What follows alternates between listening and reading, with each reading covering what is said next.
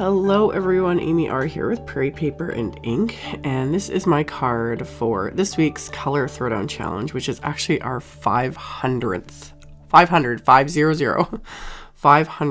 Color Throwdown Challenge. So there has been 500 weeks of different color combos for inspiration.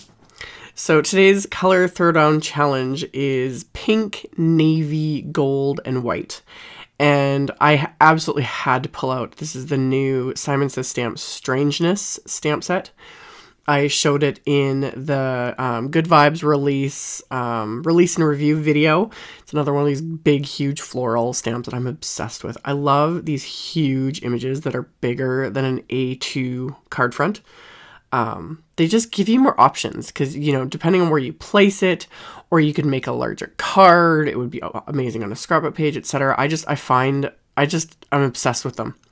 So I have some, this is just distress watercolor paper in my travel stamp platform. I had the smooth side facing up, and I had stamped the image with VersaFine ONYX black ink.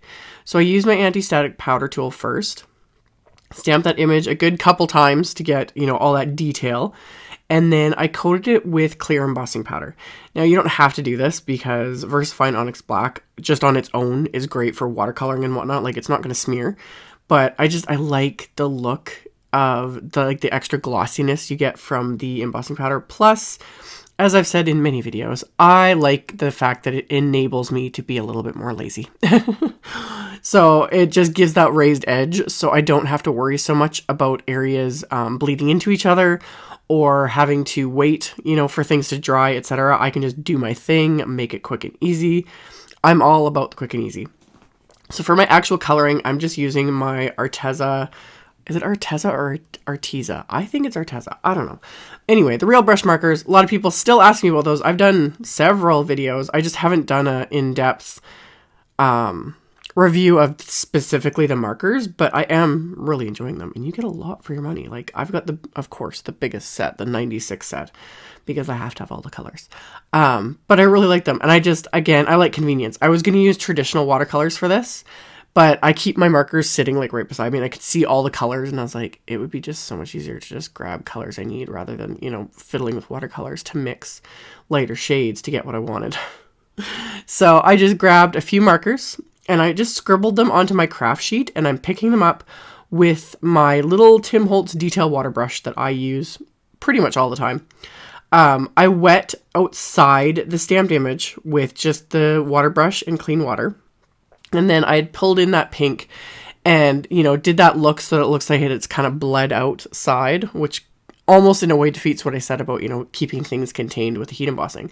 But I really love that look.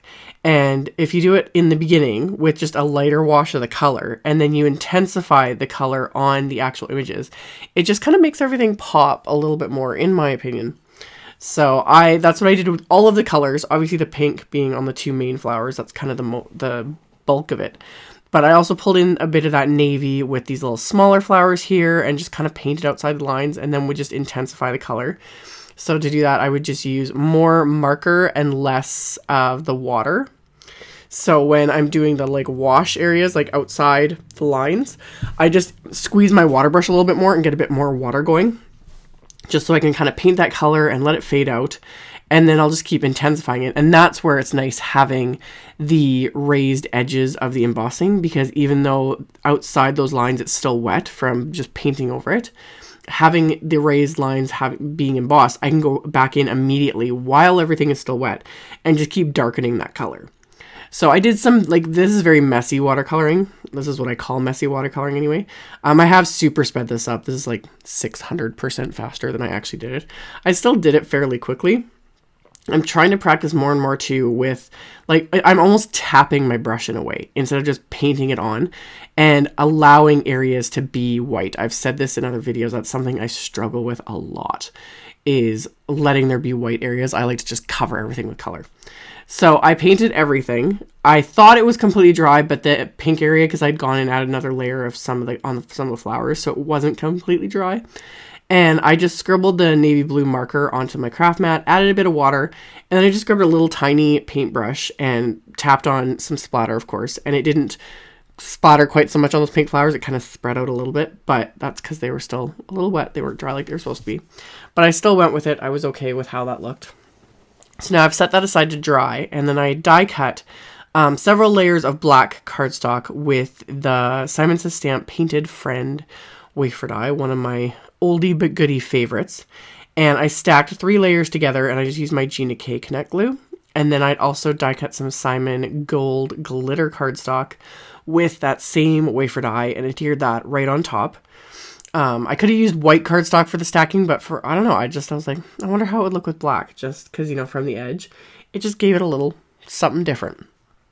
So I did that, and then I pulled out some soft navy cardstock from Simon, used my anti-static powder tool again, and I'm using the Everyday Messages stamp set, and ended up last second turning the cardstock here because this piece happened to be A2 sized. So rather than just stamp it, emboss it, and then trim it into a little narrow strip, I wanted to emboss it and have the strip the same width as the card front. So I stamped the sentiment with Simon's clear embossing ink, and then I used Simon's gold embossing powder for this sentiment. Melted it with my heat tool. Once that's smooth and melted, I can trim this with my little Fiskars trimmer so that it's a narrow strip, and it's 5.5 inches long, so it'll go just right across my entire card front panel here, because that Just Dress watercolor paper that I stamped on originally is the pre-cut 4.25 by 5.5 inch size. So I trimmed that down, added the Gina Connect glue to the back of that, and adhered that to my card front. And I did the same thing with the die cut Friend, adding the adhesive to that, and then adhering that right over the sentiment. So once I've got that adhered into place, before I adhere this panel to my actual card base, I wanted to stamp the card base first.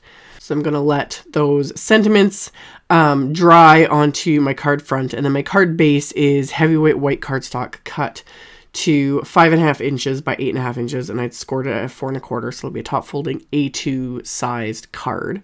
And I'm going to line up that card base in my travel stamp platform again, and I'm going to use that large floral stamp and just kind of arrange it so it's on like the lower portion of the card. And I decided to ink that up with the same soft navy ink from Simon Says Stamp, so it'll kind of coordinate with that navy strip that I used on the front of the card. So ink this up with that, and then I'm going to stamp it onto the inside of the card, deciding not to stamp it off. Usually that's what I do, you know, to just get the lighter impression so it's easier to write over. But I really wanted the intensity this time, and this color is just gorgeous. So stamp that, and then I can adhere my card front, and I'm just going to use that Gina Connect glue again since it was sitting right here. So put a nice thin amount all around this, and then press that onto my card base. And then once I've got that into place, I had to add just a little bit of embellishment. It needed a little bit of bling. So I pulled out some Studio Caudia gold confetti, gold foil confetti.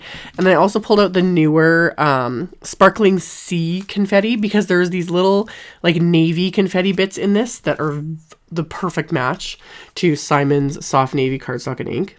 So I pulled some of those out as well and just kind of liberally sprinkled those onto my card, and then I'm going to adhere those into place again with the same glue, using my little jewel picker just to pick up the confetti and press those into place.